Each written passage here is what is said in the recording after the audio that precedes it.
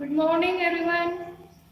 Class 11 chapter 2 आज हमने शुरू करना है भारतीय संविधान में अधिकार। हमने फर्स्ट चैप्टर में संविधान के बारे में पढ़ा था, संविधान क्यों और कैसे। संविधान एक ऐसा दस्तावेज है जो सरकार की शक्तियों पर अंकुश लगाता है और प्रजातांत्रिक सरकार में नागरिकों को कुछ अधिकार प्रदान करता है। उन्हीं अधिकारों के बारे में आज हमने इस चैप्टर में पढ़ना है। मौलिक अधिकार क्या होते हैं, हमारे संविधान में कौन कौन से मौलिक अधिकार दिए गए हैं, किस प्रकार न्यायपालिका मौलिक अधिकारों की रक्षा करती है, मौलिक अधिकारों और राज्य नीति के निर्देशक सिद्धांतों में क्या अंतर है। ये सारी बातें हम 2-3 वीडियोस में पढ़ेंगे। तो आइए शुरू करते हैं अधिकारों से। अधिकार क्या होते हैं? अधिकार सामाजिक जीवन की वे परिस्थितियां होती हैं जो व्यक्ति के सामाजिक, आर्थिक, नैतिक, बौद्धिक विकास के लिए आवश्यक होती है। तो ये तो बात होगी अधिकारों की। अब मौलिक अधिकार क्या होते हैं? मौलिक अधिकार व्यक्ति के बहुमुखी विकास के लिए अति आवश्यक है।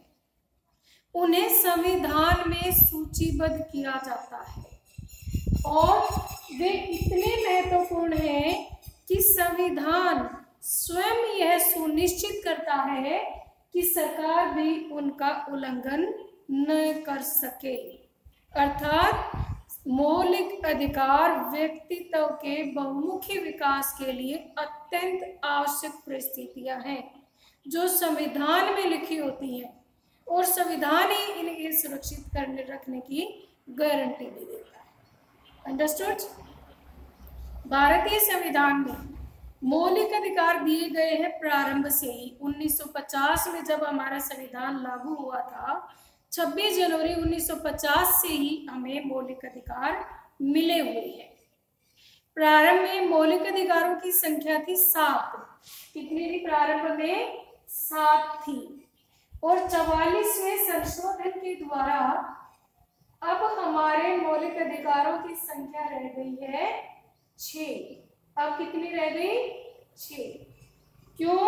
क्योंकि संपत्ति के अधिकार को मौलिक अधिकारों की सूची से निकाल करके साधारण अधिकारों की सूची में डाल दिया गया है।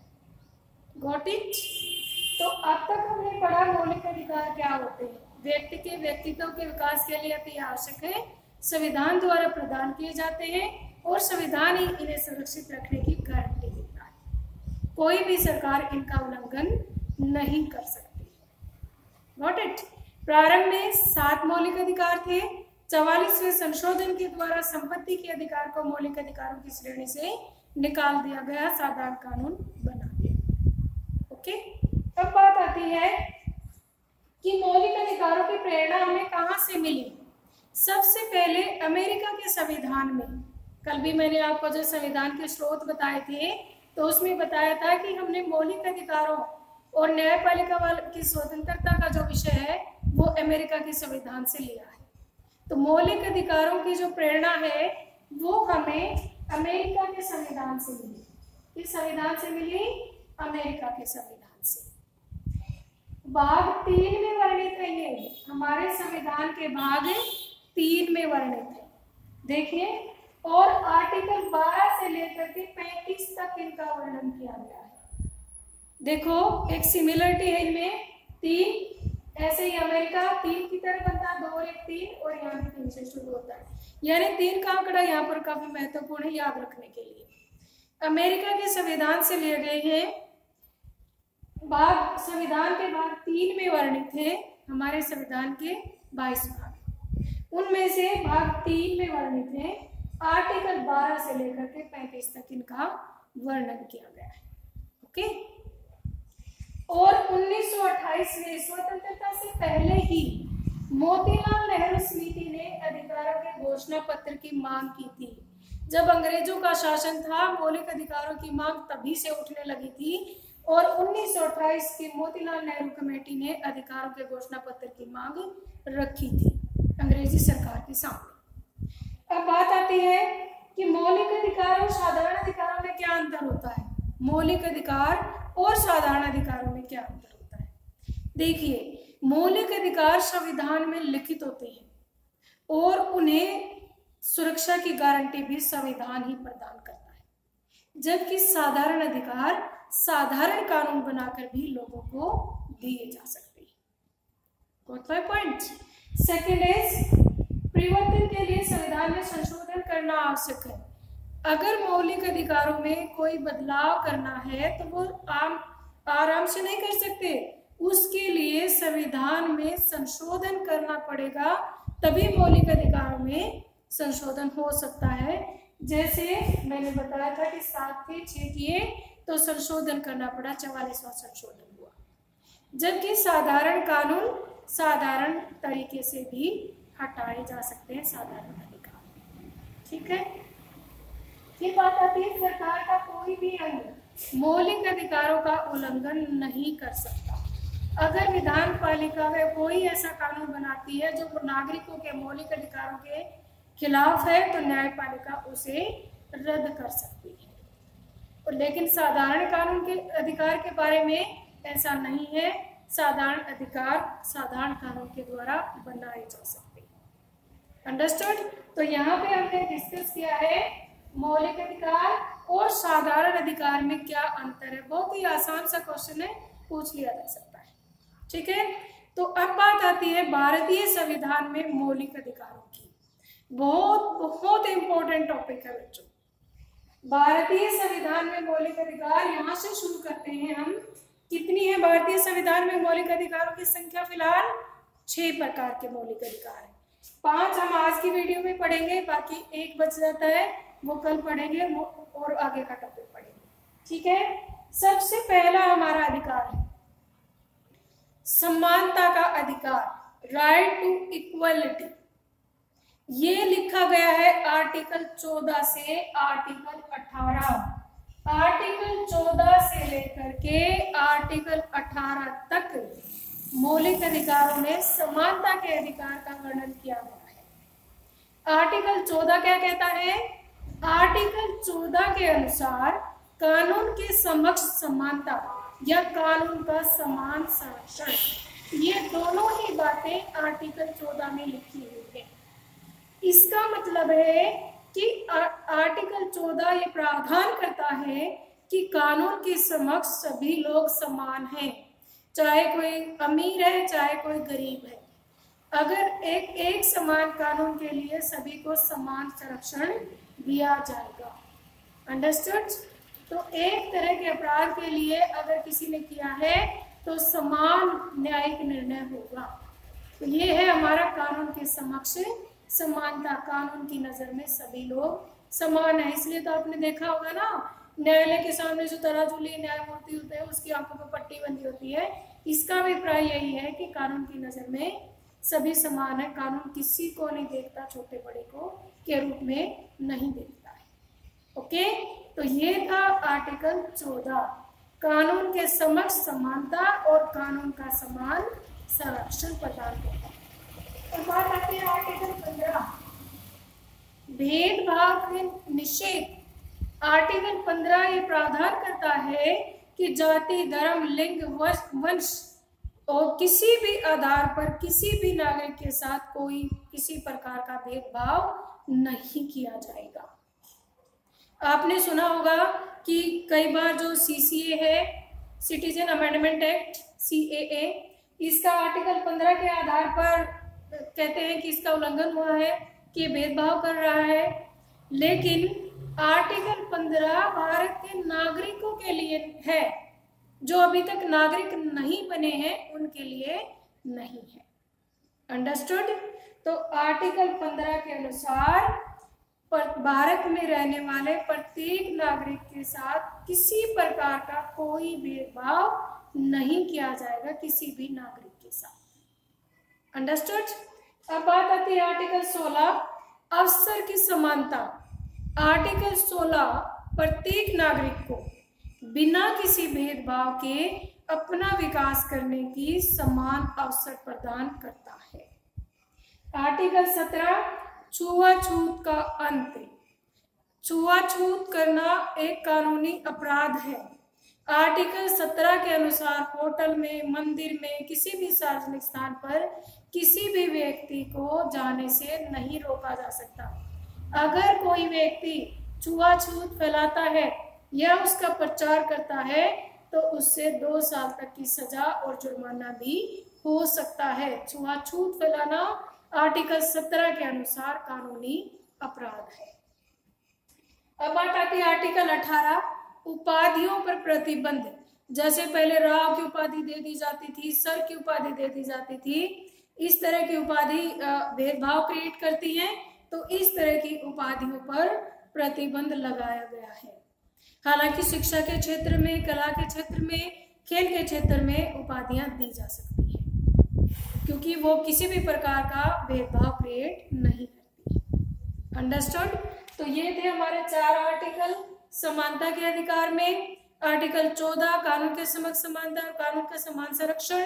आर्टिकल 15 है भेदभाव का निषेध, किसी भी प्रकार का, किसी भी आधार पर कोई भेदभाव नहीं किया जा सकता। फिर है आर्टिकल 16 जिसमें अवसर की समानता है। आर्टिकल 17 में छुआछूत का अंत है और आर्टिकल 18 में उपाधियों पर प्रतिबंध लगाया गया है। आई होप समानता का अधिकार आपको अच्छे से समझ में आ गया होगा। अब इसके कुछ अपवाद भी हैं जो हम लास्ट में पढ़ेंगे, ठीक है।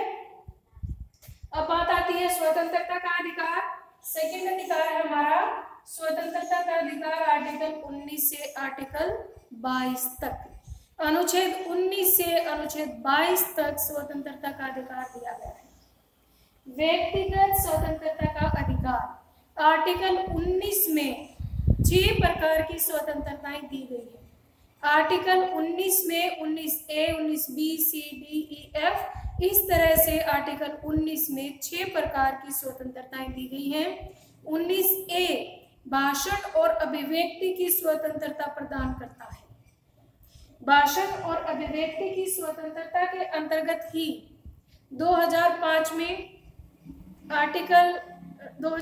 में RTI एक्ट आया था, राइट टू इंफॉर्मेशन एक्ट। ये भी इसी हमें स्वतंत्रता है इंफॉर्मेशन पाने की कि जो पब्लिक के लिए जो फंड था वो किस प्रकार से इस्तेमाल हुआ है।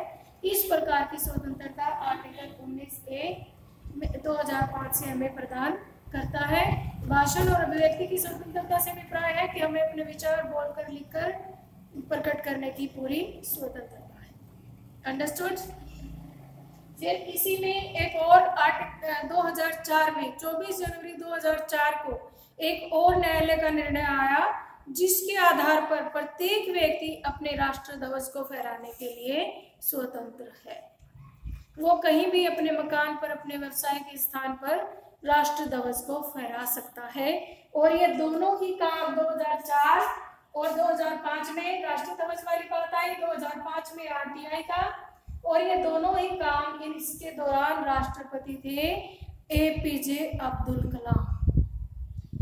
Got it? अब बात आती है आर्टिकल 19B में क्या कहता है?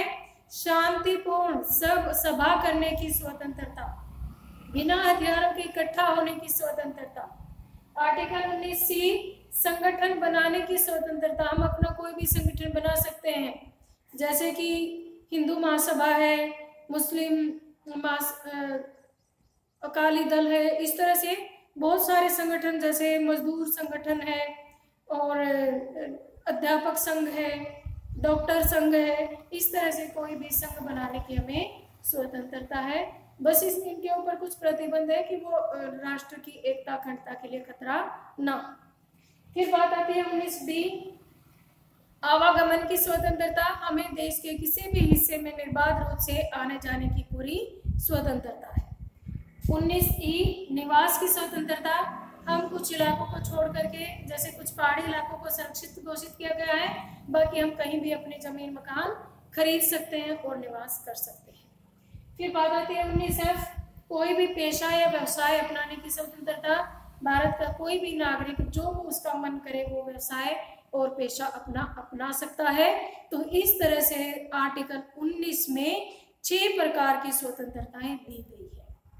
लेकिन आपातकाल की स्थिति में इन स्वतंत्रताओं पर कुछ हद तक प्रतिबंध लगाया जा सकता है। तो अब बात आती है आर्टिकल 20 में, अपराधी के लिए दोष सिद्धि के संबंध में संरक्षण।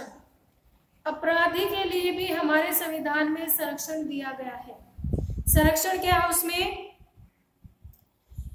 किसी व्यक्ति को उस कानून के लिए दंड नहीं दिया जा सकता जो कि उसके अपराध करते के समय वो कानून बना ही नहीं था।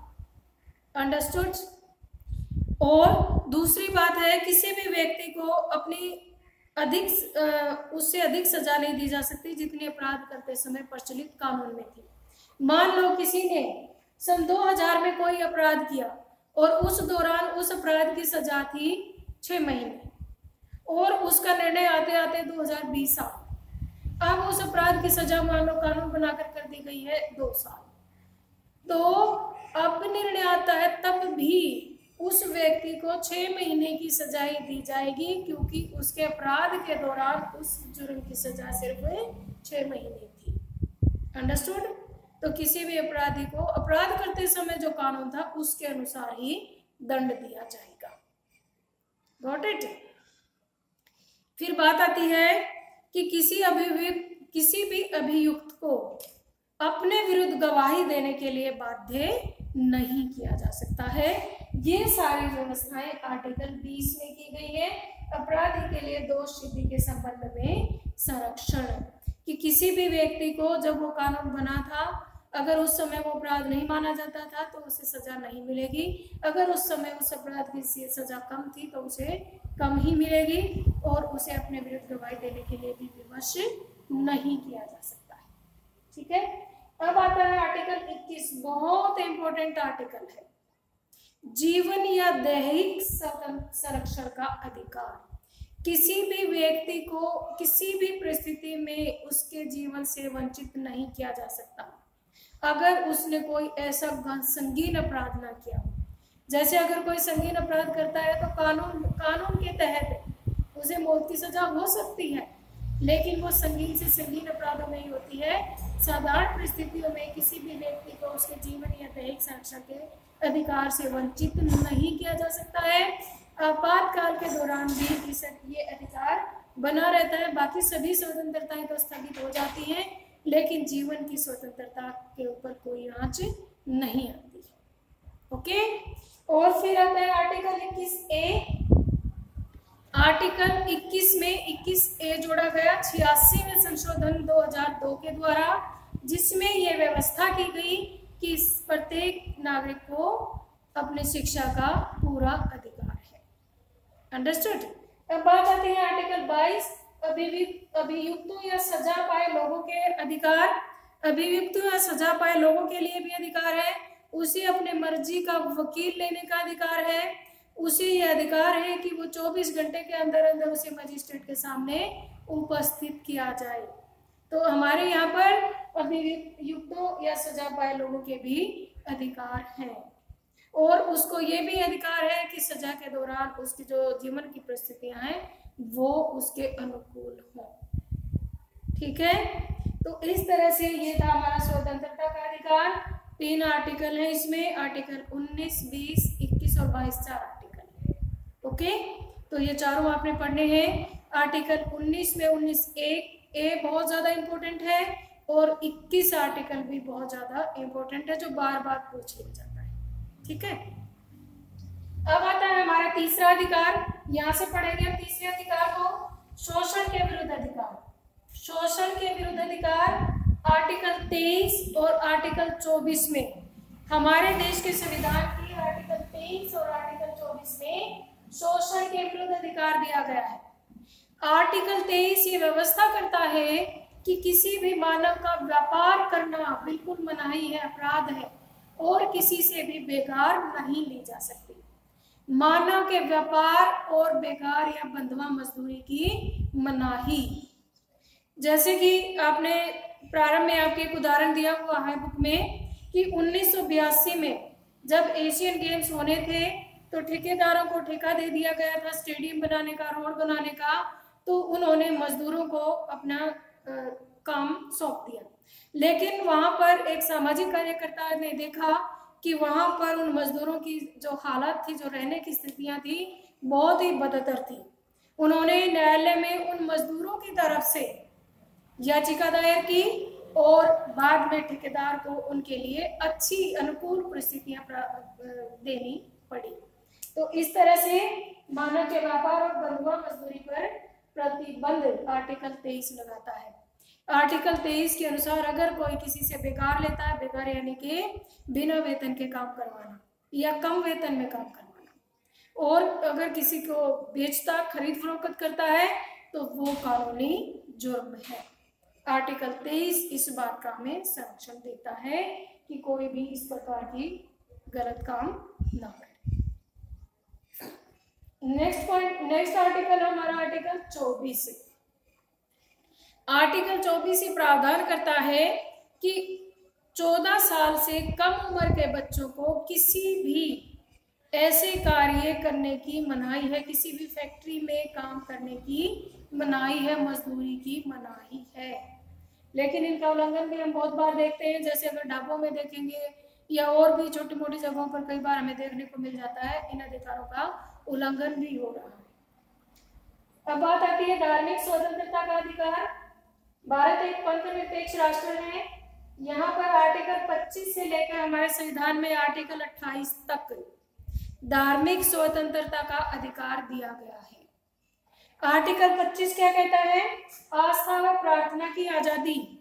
आर्टिकल 25 प्रत्येक नागरिक को अपनी आस्था को, किसी भी धर्म में आस्था रखने की, उस धर्म का प्रचार करने की पूरी आजादी देता है।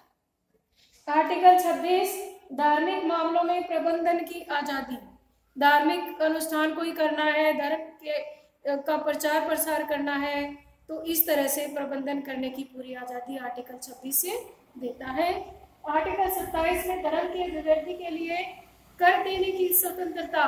अगर कोई व्यक्ति धर्म के नाम पर कर ना देना चाहे तो उसे पूरी स्वतंत्रता, उसके ऊपर दबाव नहीं डाला जा सकता। अगर धर्म के नाम पर कोई पैसा मांगता है तो व्यक्ति की अपनी मर्जी है कि वो पैसा दे या ना दे। अंडरस्टूड? ये आर्टिकल 27 का प्रावधान है। आर्टिकल 28 बताता है शिक्षा संस्थाओं में उपासना में उपस्थित होने की स्वतंत्रता। अगर कोई शिक्षण संस्था किसी धर्म के नाम पर स्थापित है और वो उस धर्म के प्रचार करने के लिए सभी विद्यार्थियों को कहती है, तो विद्यार्थी की मन मर्जी है वो उस उपासना में, उस पूजा पाठ में शामिल हो या ना हो। अंडरस्टूड? तो ये थे 4 आर्टिकल 25, 26, 27, 28 जो धार्मिक स्वतंत्रता का अधिकार देते हैं नागरिक को। ठीक है, अब बात आती है आर्टिकल सांस्कृतिक और शैक्षणिक अधिकार। अधिकार 5 सांस्कृतिक व शैक्षिक अधिकार। ये अधिकार दिया गया है आर्टिकल 29 और आर्टिकल 30 में। इस अधिकार के अनुसार अल्पसंख्यकों को अपनी भाषा व संस्कृति को संरक्षित करने का पूरा अधिकार है। चाहे वो उसका प्रचार प्रसार करें, चाहे वो उसके अपने रीति रिवाज के अनुसार कपड़े पहने, अपने कोई भी अनुष्ठान करें, उनको पूरी स्वतंत्रता है। नेक्स्ट है अल्पसंख्यकों को शिक्षण संस्थाएं स्थापित करने का अधिकार। किसी भी अल्पसंख्यक समुदाय को अपनी शिक्षण संस्थाएं स्थापित करने का अधिकार है। जैसे आपने देखा होगा कई जगहों पर है, जैसे मुस्लिम यूनिवर्सिटी है, मुस्लिम लॉ यूनिवर्सिटी है, या और क्या कहते हैं खालसा कॉलेज है जो सिखों का है, सिख धर्म के लोगों ने जो चलाया है, या फिर जैसे कई इस तरह से जैसे स्टीफन कॉलेज अगर हम दिल्ली का देखें तो वहाँ पर क्रिश्चियंस लोगों का की संस्कृति का वहाँ पर काफ़ी लोगों ने उसमें उसको चलाया है। तो इन शिक्षण संस्थानों में वो अपने कम्युनिटी के लोगों के लिए कुछ स्थान भी आरक्षित कर देते हैं, लेकिन वो किसी दूसरी कम्युनिटी के लोगों के भी यहाँ पर शिक्षा प्राप्त करने से नहीं रोकते। Got it? तो आज हमने पढ़े 5 प्रकार के अधिकार। इन अधिकारों को अपनी कॉपी में भी लिखना, इनकी एक्सप्लेनेशन भी करनी है विद उदाहरणों के साथ, और याद भी करना है। 5 अधिकार हम पढ़ चुके हैं, रिकैप कर लेते हैं फटाफट। समानता का अधिकार, स्वतंत्रता का अधिकार, तीसरा है हमारा शोषण के विरुद्ध अधिकार, धार्मिक स्वतंत्रता का अधिकार, सांस्कृतिक और शैक्षिक अधिकार 5वां है, और छठा अधिकार है हमारा संवैधानिक उपचारों का अधिकार, जिसे हम कल की वीडियो में डिटेल में Okay, enjoy it. Thank you.